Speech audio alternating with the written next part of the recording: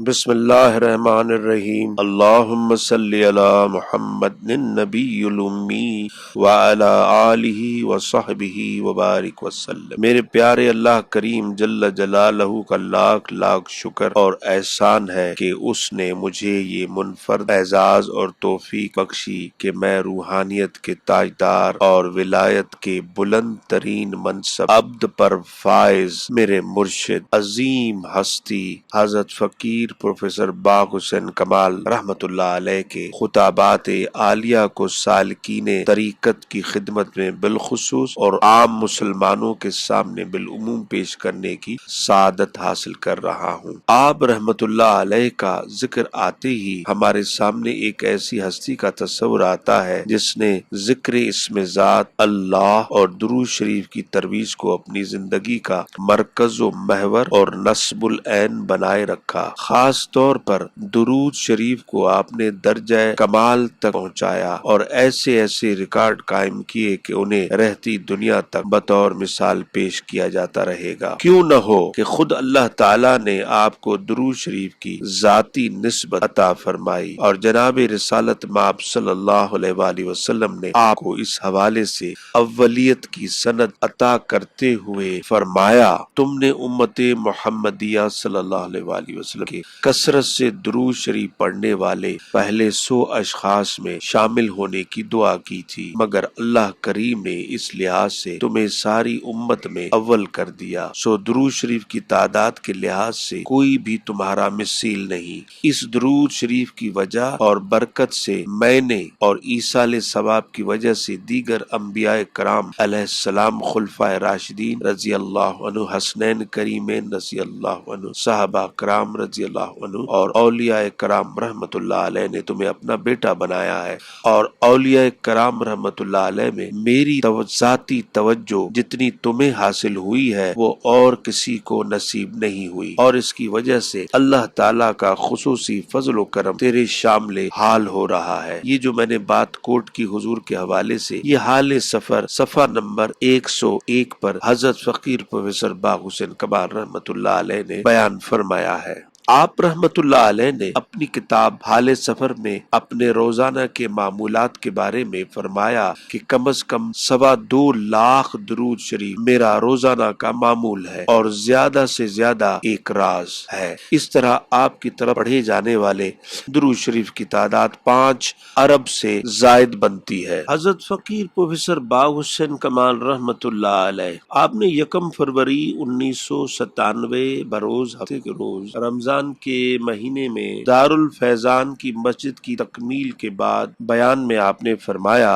اللہ تعالیٰ کا خصوصی فضل و کرم ہے، نبی کریم صلی اللہ علیہ وآلہ وسلم کی خصوصی شفقت اور توجہ ہے، مشائخ عظام کی خصوصی عنایت ہے، نوازش ہے کہ خود بخود میرے لیے وسائل اور آسانیاں پیدا ہوتی چلی گئیں۔ دارالفیضان کے آغاز سے اب تقریباً 10 سال کے عرصے میں ہم نے خاصی پیش رفت کی ہے، سلسلہ دور دور تک پھیل رہا ہے۔ اس کے باوجود کہ میں یہاں سے باہر کبھی تبلیغی حوالے سے کسی ساتھی کے گھر نہیں گیا، کسی شہر میں نہیں گیا، کوئی خصوصی اجتماع منعقد نہیں کیا، اس کے باوجود یہ دعوت نہ صرف ملک میں بلکہ بیرون ملک میں بھی، یوں سمجھ لیے کہ ادھر کینیڈا سے لے کر ادھر فلپائن تک پھیل چکی ہے، اور لوگ خود بخود اللہ کے نام کی برکت سے اس فیض کی طرف دوڑ رہے چلے آ رہے ہیں۔ اصولی طور پر تو میں سمجھتا ہوں کہ یہ کریڈٹ سبھی ساتھیوں کو جاتا ہے جو کتاب حال سفر پڑھتے ہیں یا کسی سے سن کر میرے پاس آتے ہیں اور ذکر کی برکات سمیٹ کر ان برکات کو دوسرے لوگوں تک پہنچانے کی سبیل کرتے ہیں۔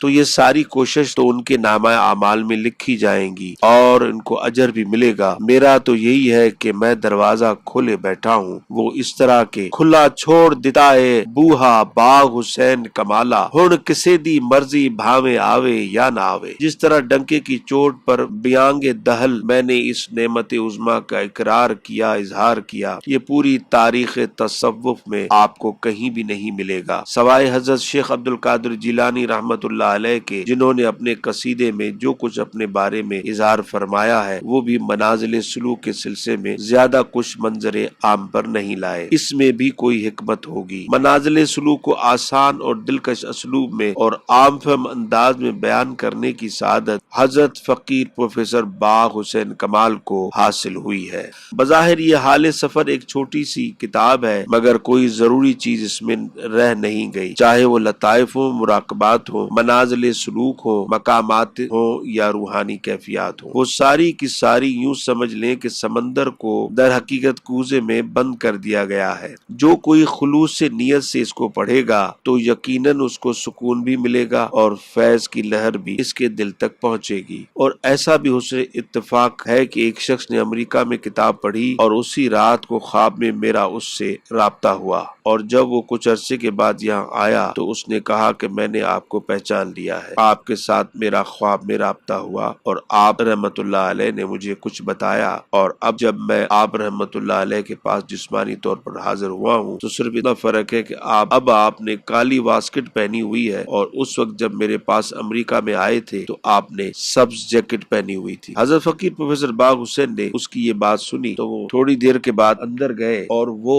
جیکٹ لے آئے۔ حضرت جی نے کہا کہ یہ تو نہیں تھی، تو وہ شخص کہنے لگا ہاں یہی تھی۔ یہ دراصل میرا کوئی کمال نہیں ہے، افتخار نہیں ہے، بلکہ یہ سب اللہ تعالیٰ کا فضل ہے کہ لوگوں کو اس طریقے سے میری صداقت پہ یقین دلانے کے لیے مجبور کیا جاتا رہا ہے، جب ان کے پاس سوائے اس کے کوئی چارہ کار نہیں کہ وہ سمجھ لیں کہ یہ شخص جو دعوت دے رہا ہے وہ حق ہے اور اس سے فیض لینا چاہیے۔ میرے خیال میں اگر کسی گھر میں 5 افراد اور ان سب نے بیعت کی ہوئی ہے تو شاید ہی کوئی ایسا گھرانہ ہو کہ جس کے ایک نہ ایک فرد کو کشف نہ ہوا ہو اور اس کو زیارتیں نہ ہوئی ہو۔ یہ مثال پوری تاریخ تصوف میں آپ کو کہیں بھی نہیں ملیں گی کہ اتنے زیادہ لوگوں کو، جن میں 10 سال کے بچی سے لے کر 70 سال کے بوڑھے مرید تک کو کشف ہوا ہو اور بے تحاشا ہوا ہو اور بغیر کسی کوشش کے ہوا ہو۔ نماز تو فرض ہے، وہ تو پڑھنی ہی ہے، لیکن 10 منٹ کے ذکر کی برکت سے اگر آپ کو کعبہ شریف یا روضہ اطہر کی زیارت ہو جائے اور آپ جنت اور دوزخ کے مناظر دیکھ لیں تو اس سے بڑھ کر کوئی کرامت نہیں ہو سکتی۔ یہ جو باقی کرامتیں ہیں یہ سب اس سے فروتر ہیں، نیچے ہیں۔ تو خصوصی طور پر اللہ تعالیٰ کا فضل و کرم ہے، میں تو خود بھی نہیں سمجھتا کہ اللہ تعالیٰ کو میری کون سی ناچیز ادا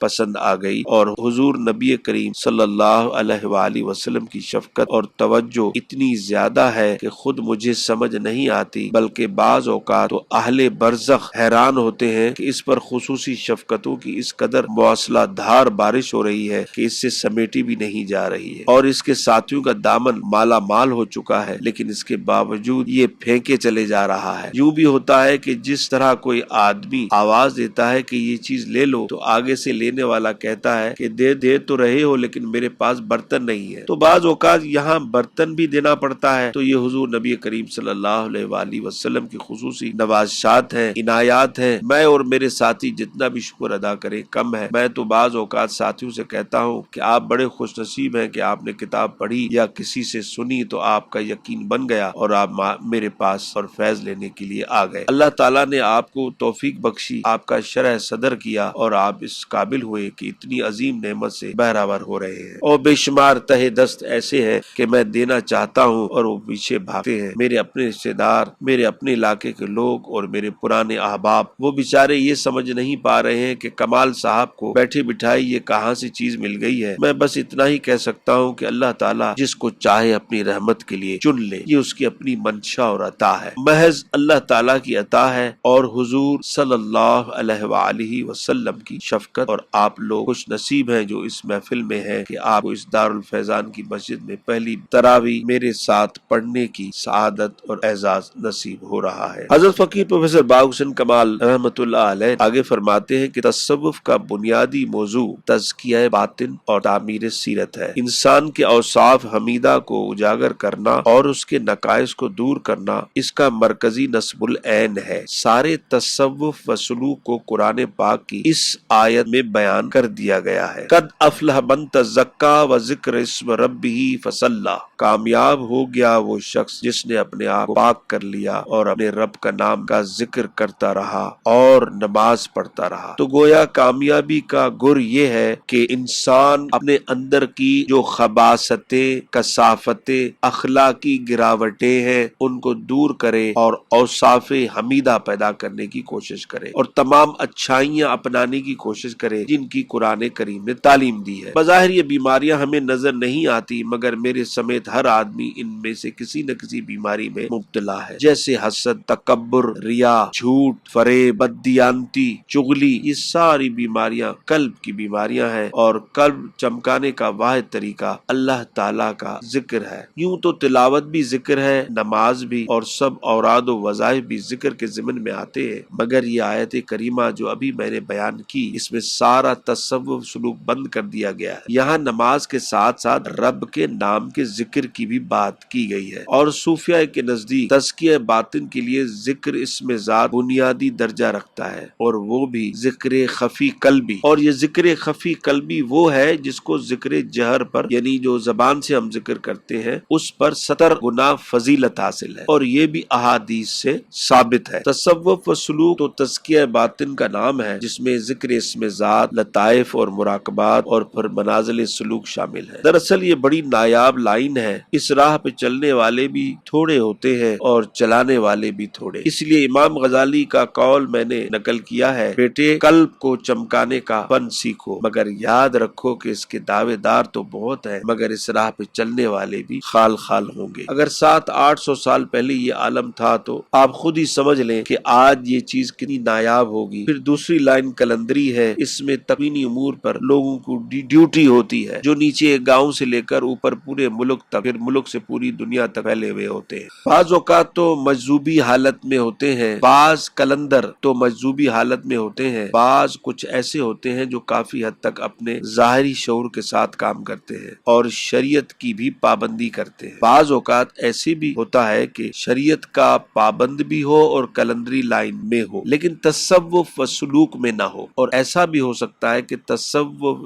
و سلوک کی لائن تو اس کے پاس ہو مگر کلندری لائن نہ ہو۔ تصوف و سلوک کی لائن میں اوتاد ہو سکتے ہیں اور پھر کتب مدار اور کتب ابدال بھی، چونکہ یہ لائن حضرت خضر علیہ السلام اور حضرت الیاس علیہ السلام سے متعلق ہے اس لیے ان کا بھی اس میں عمل دخل ہوتا ہے اور تکوینی امور میں ان کے بھی ماتحد ہوتے ہیں۔ کتب مدار، کتب ابدال اور حضرت خضر اور حضرت الیاس کا آپس میں کوارڈینیشن ہوتا ہے، تو پھر جس انداز میں ڈیوٹی ہوتی ہے اس کو سونپ دی جاتی ہے، اور یہ ضروری نہیں ہے کہ اس کو ظاہری طور پر بھی پتا ہو کہ میں کیا کام کر رہا ہوں، کیونکہ یہ سارا کام روح انجام دیتی ہے، اس لیے ضروری نہیں کہ ظاہری حواس کو بھی پتا ہو، اور یہ بھی ضروری نہیں کہ ایک سالک یا ایک کلندر دوسرے کو بھی پہچانتا ہو۔ صاحب کشف ہونے کے باوجود یہ ضروری نہیں ہے کہ دوسرے کے بارے میں پوری معلومات ہوں کہ یہ کس منصب یا مقام پر ہے، لیکن اگر کشف صحیح ہو اور بہت اونچے درجے کا ہو تو پھر ہم کسی بھی ملنے والے آدمی کو دیکھ کر یہ اندازہ کرتے ہیں، چاہے وہ ظاہری طور پر ہے چاہے برزخ میں ہے، کہ اس کی منازل سلوک کیا ہے اور اس کے پاس منصب کیا ہے۔ تو اس کی حیثیت کا تعین دو باتوں سے ہوگا، ایک یہ کہ وہ کس منصب پر فائز تھا یا ہے، اور دوسرا یہ کہ اس کی روح کہاں تک پرواز کر سکتی ہے۔ تو جس منزل یا مقام پر کسی شخص کی روح پرواز کر کے پہنچتی ہے وہاں سے انوارات اس تک آ رہے ہوتے ہیں، اور صاحب کشف آدمی نگاہ دوڑا کر دیکھ سکتا ہے کہ اس کی روح کہاں پر ہے۔ مثال کے طور پر میں موجود ہوں اور کوئی آدمی آتا ہے اور میں اس کے سینے پہ نگاہ ڈالتا ہوں اور دیکھتا ہوں کہ انوارات کہاں سے آتے ہیں۔ اگر وہ مجھ سے نیچے ہے تو ظاہر ہے میں اندازہ کر لوں گا کہ یہ 7ویں آسمان پہ ہے یا پہلے عرش پر ہے یا 7ویں عرش پر عالم امر کے کسی مقام پر ہے۔ اگر وہ اونچا ہے تو ظاہر ہے وہ میری پرواز سے اونچا چلا جائے گا اور میں اپنے مقام اور پرواز کی حیثیت سے جا کر دیکھوں گا کہ اس کی روح کی پرواز اونچی ہے اور اس کے انوارات اوپر سے آ رہے ہیں، تو اس